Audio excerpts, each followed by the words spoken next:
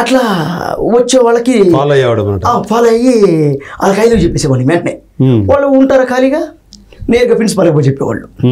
ఒకసారి కొట్టేశాడు ఒక అమ్మాయి, చెప్పేసింది పోయి కొమ్మ శుద్ధం కొట్టేశాడు. మామూలు బొట్టలేదు ఆయన, కొట్టేశాడు. అరే రావడతలా, నా పేరు ఎవరికి తెలీదు, సునీల్ అని ఎవరు పిలవరు, మా ఇంటి పేరుతో పిలిచేవాళ్ళు. అరే రాగతలు మొబైల్ బద్రే ఇక్కడ దిగుతాను. ఓకే నేను మాత్రం కొట్టి తర్వాత దేవుడు గమ్మ ఉంటావు, సర్లే ఎవరు చెప్పలే. 2 రోజుల తర్వాత గ్యాప్ ఇచ్చి మళ్ళీ ఇంకొక అమ్మాయికి చెప్పిన. ఇట్లా వరుసగా 4-5 చెప్పేసిన. ఆ చెప్పిన తర్వాత ఆయన అర్థం చేసుకున్నాడు. ఓకే వీడికి ఇంకా లవ్ అనేది తెలియదు, అంటే వీడికి ఇంకా మెచ్యూరిటీ అంటే ప్రేమ అనే విధానం మీద వీడికి ఇంకా తెలియదు. ఏదో అట్రాక్షన్ సంథింగ్ ఏదో మనోడు చెప్పేస్తున్నాడు కానీ దాని మీద నిలబట్టలే, అది గ్రహించాడు ఆయన. చెప్పడు కదా ఫస్ట్ టైం అయితే ఆగిపోతాడు. ఎంతమంది చెప్పేదానికి ఆయనకు అర్థమైపోయింది. ఒరే సునీలా నీకు దండం పెడతాను రా, ఒరే ఇది కాలేజీరా, దీన్ని నాశనం చేయబాకరా. అప్పటి నుంచి నన్ను ఆయన ఇంకా రిసీవ్ చేసుకునేవాడు, చెయ్యేసేవాడు, లాక్కునేవాడు. మా నాన్నగారు చనిపోయాడు. చనిపోవడం వల్ల ఏంటంటే నా ఎగ్జామ్ ఫీజు కూడా ఆయనే కట్టేది. అవునా? ఎగ్జామ్ ఫీజు కూడా ఆయనే కట్టాడు. అరే నీకు అనవసరంగా ఎగ్జామ్ ఫీజు కడుతున్నాను రా, కర్మ కాకపోతే నువ్వేంద్ర ఇటు తగులుకున్నావు. అది అట్లా ప్రేమ అనేది తెలియదు. ఏదో అమ్మాయి కనపడింది, బాగుంది, చక్కగా కనపడింది, చెప్పేయడమే. మనకి సినిమాల ప్రభావం కూడా ఉంటుందిగా.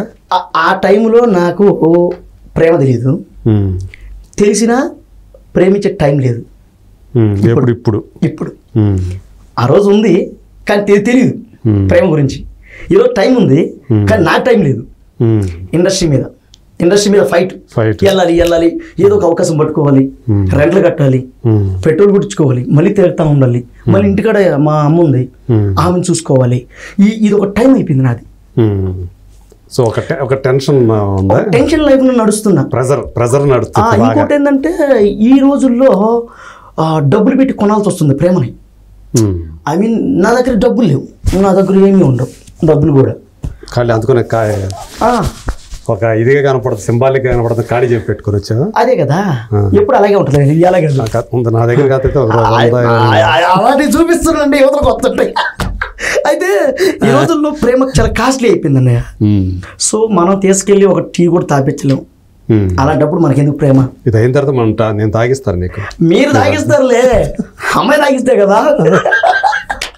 ఎవరికి కాఫీ తాదాం రా అని చెప్పి ఎవరు ఆఫర్ చేయలేదా? అయ్యో నువ్వు ఎవరికి చేయలేదా? నీకెవరు చేయలేదా? నేను ఎవరికి చేయలేదు, నన్ను ఎవరు చేయలేదు. చేస్తారేమో వెయిటింగ్, మొహం చూడంగానే అనేది పోతున్నారేమో, అలా జరిగిపోతుంది. అయితే ఈ విధంగా ట్రావెల్ అవుతూ ఇండస్ట్రీ మీద స్టార్ట్ అయింది కెరీర్.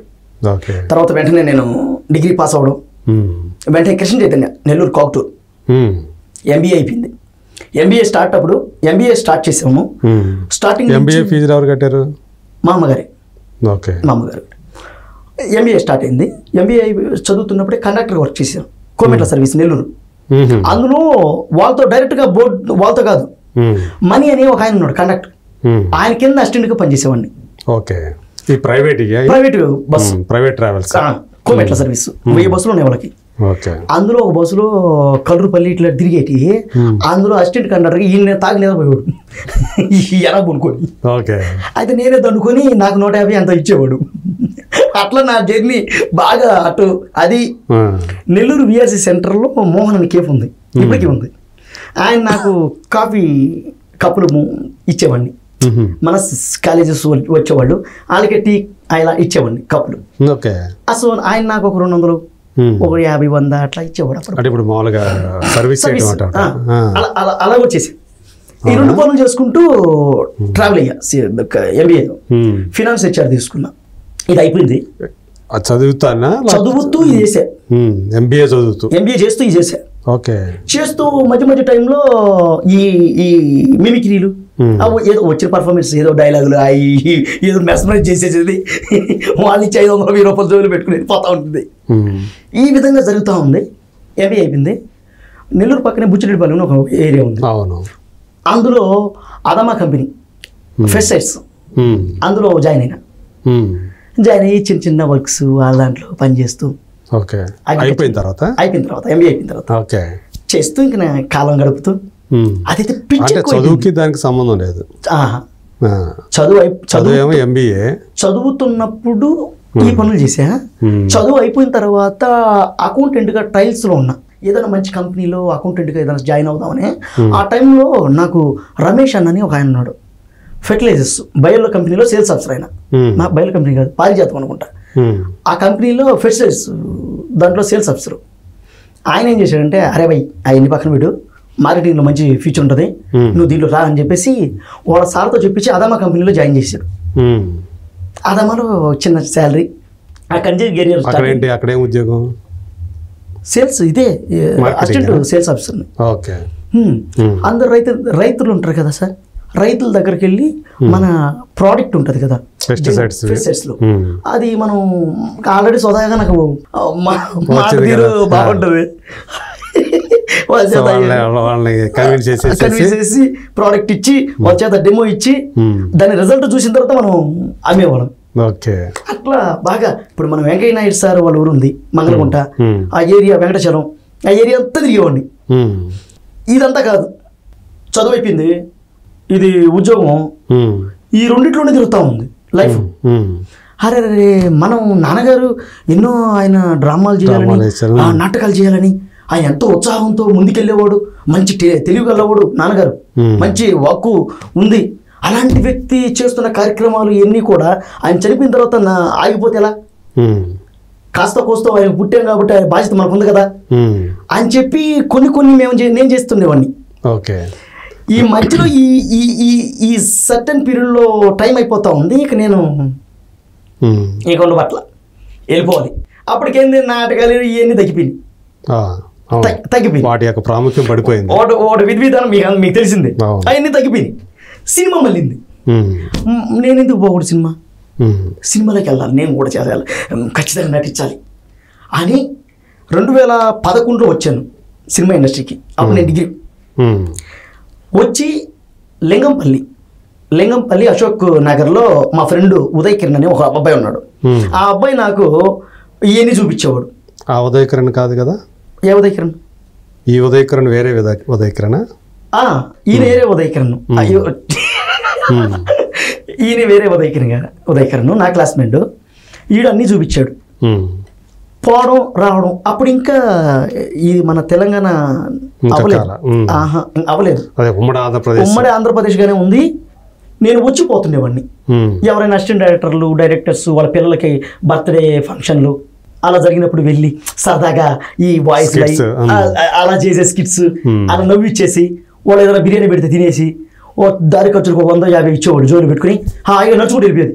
మీరు నమ్మరు, మన దిల్షుక్ నగర్ దానికి ఇంకా పైనే, అక్కడి నుంచి సరదాగా నడుచుకుంటూ వచ్చేసిన 2 గంటల టైంలో ఎల్బీ నగర్ కొసకి, ఇంకా వనస్థలిపురం, ఎల్బీ నగర్కి మధ్యలోనే. అక్కడి నుంచి సరదాగా పల్లీలు కొనుక్కొని బ్యాగ్ లో పెట్టుకోండి, ఆయన నవ్వుకుంటూ ఎస్ఆర్ నగర్కి వచ్చేసిన నడుచుకుంటారు. అప్పటికేముండే చేతిలో డబ్బులు లేవు, 50 రూపాయలు 50 100 ఇచ్చారు. ఆ 100 రూపాయలు ఖర్చు అయిపోతే ఎట్లా మరి? పొద్దున్నే టిఫిన్ ఎవరు పెడతారా? అట్టా కెరీర్ని స్టార్ట్ చేసి ఈరోజు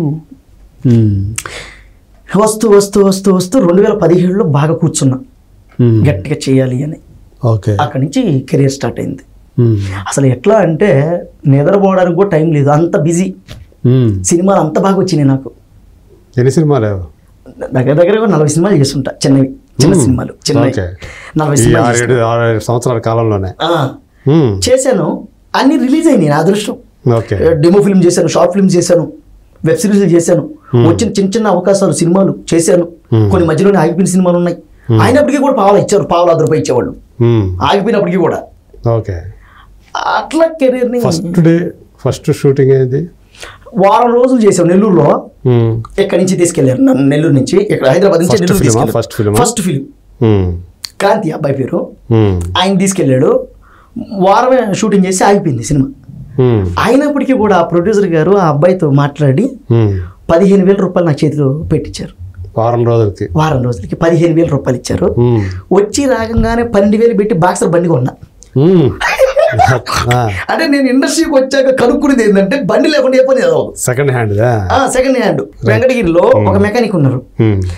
నేను పోయినప్పుడే బండి తుడుస్తున్నాడు. అన్నా నమస్తేనా, నేను ఆర్టిస్ట్ని, ఈ బండి అని ఇస్తావా అన్న. తమ్ముడు నేను వాడుకోవడానికి పెట్టుకున్నానమ్మా అన్నాడు. మీరు ఏందన్నా పెద్దోళ్ళు, మీకు ఏ బండి వస్తుంది, నాకు ఇవ్వరాదు అన్న. 12,000 తీసుకుని ఆ బండి ఇచ్చాడు. ఆ 12,000 తీసుకుని ఆ బండి తీసుకున్నాను. అబ్బా 6 నెలలు తిరిగాను ఇండస్ట్రీలో. పెట్రోల్ కొట్టడం హైదరాబాద్ అంతా రింగు. అదే బండి ఉంది నాకు.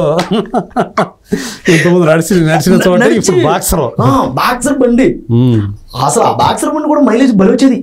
ఇట్లా వెంటనే ఎట్లా కెరీర్ 2015 నుంచి గట్టిగా కూర్చొని చేస్తూ 2019లో తరుణ్ భాస్కర్ అన్నతో సినిమా పడింది. ఆ పరమశివుడు, మా నాన్నగారి ఆశీస్సులు, మా అమ్మగారి ఆశీస్సులు ఇవన్నీ కలిసి వచ్చి ఒక మంచి సినిమా పడిందిరా. నా కెరీర్ కూడా చాలా ముందుకు వెళ్తుందని నేను కూడా కలలు కన్నా. మీరు ఇందాక అన్నారు కదా, కన్నా. అబ్బా హ్యాపీరా. మీకు మాత్రమే చెప్తా. ఆ సినిమా నాకు మంచి క్యారెక్టర్ ఇచ్చారు, ఎంకరేజ్ చేశారు. తరుణ్ భాస్కర్ అన్న గురించి చెప్పాలంటే ఆయన తలుసుకుంటే ఆయన పక్కన ఏ పెద్ద హీరోను, పెద్ద యాక్టర్ని పెట్టుకోవచ్చు. అంతే కదా, వెల్ నోటెడ్ డైరెక్టర్ గా, అప్పటికే డైరెక్టర్ మంచి పేరు ఉంది, జాతీయ అవార్డు కలిగినటువంటి పర్సన్ ఆయన. తలుచుకుంటే ఏదైనా చేయొచ్చు. కానీ ఒక కొత్త ఆర్టిస్ట్ ఆయన పక్కన చేయడానికి ఆయన ఒప్పుకున్నాడంటే నేను అసలు ఫస్ట్ గాలిలో ఉన్నా. మా అమ్మని ఆల్రెడీ నిద్రపోనిట్టున్నా, నేను రైతుల్లో మాట్లాడుతూనే ఉన్నా. అన్నతో ఓకేపోయింది, అదైపోయింది, ఇదైపోయాను, ఇటు వెళ్ళిపోయాం. ఇక మా అమ్మతో కట్ చేస్తే మా అమ్మ ఆనందాన్ని అంతా అమ్మతో పంచుకున్నావు. మా అమ్మతోనే పంచుకుంటా ఇప్పటికి ఎవరితో పంచుకోను. అది 2 అయినా 3 అయినా 4 అయినా మా అమ్మతో ఫోన్ చేసి మాట్లాడి ఆవిడతోనే చెప్తాను, ఇంకెవరితో చెప్పను. ఈ వినడానికి వాళ్ళకి టైం లేదు, చెప్పడానికి మనకు టైం రాదు, అది మనకి ఇష్టం ఉండదు. మా అమ్మే నన్ను అర్థం చేసుకొని నా మాటలు, నాకు ఏ మాటలు చెప్తే నా మనసు సంతోషపడుతుందో ఆమెకు తెలుసు. ఆవిడ కూడా అలాగే మాట్లాడుతుంది అనమాట. నా మనసు ఏ మాటలు చెప్తే సంతోషపడుతుంది అనేది నేను మాట్లాడే తీరును బట్టి మా అమ్మ చెప్పేస్తుంది. ఆమె చెప్పే మాటలకి కన్న కొడుకుని ఎలా ఎంకరేజ్ చేయాలో అలా ఒక కన్న తల్లిగా ఎంకరేజ్ చేస్తారు. కన్న తల్లి కాదు, ఒక ఆర్టిస్ట్ గా. ఆమె ఆర్టిస్ట్ కదా, ఆమె ఆర్టిస్ట్ కాబట్టి ఒక ఆర్టిస్ట్ యొక్క ఏదైతే అనుకుంటూ తన యొక్క దారిలో ఏ విధంగా వెళ్తున్నాడో దాన్ని ఆమె కరెక్ట్గా క్యాచ్ చేసేసింది. ఇండస్ట్రీలో నన్ను పలానా వ్యక్తి ఇలా అన్నాడు అని చెప్పినా కూడా దాన్ని 4 రకాలుగా ఆలోచించి చెప్పేస్తుంది మా అమ్మ. ఓకే, దానికి ఇట్లా ఉండు, దానికి ఇట్లుండు, దానికి ఇట్లుండు, దాన్ని ఇట్లా మాట్లాడుకో, ఇట్లా చెయ్యి. ఓకే, వాళ్ళతో వద్దు, అలా వెళ్ళకు, వాళ్ళు నిన్ను ఇబ్బంది పెడతారు, వెళ్ళొద్దంటే కాకపోతా. అది ఎంత పెద్ద పైన మా అమ్మ చెప్పిందంటే అయిపోతా. అది లక్షలు వచ్చినా సరే ఇక ఆగిపోతా. అట్లా అమ్మగారు ఎంకరేజ్.